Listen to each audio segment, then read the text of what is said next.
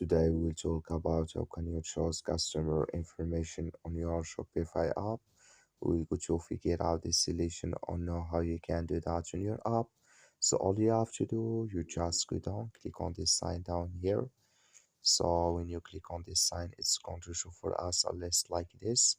Then all you have to do now, you just click here on settings. So then it's going to take you to this list here. Then all you have to do now, just click on checkout here.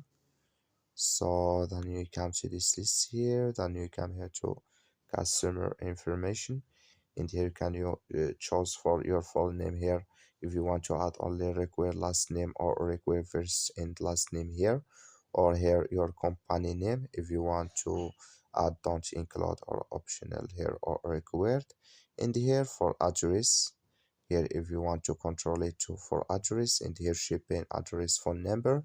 So then here can you manage your customer information here. So that's all you have to do. Thank you for watching. Don't forget to support us by liking, subscribe.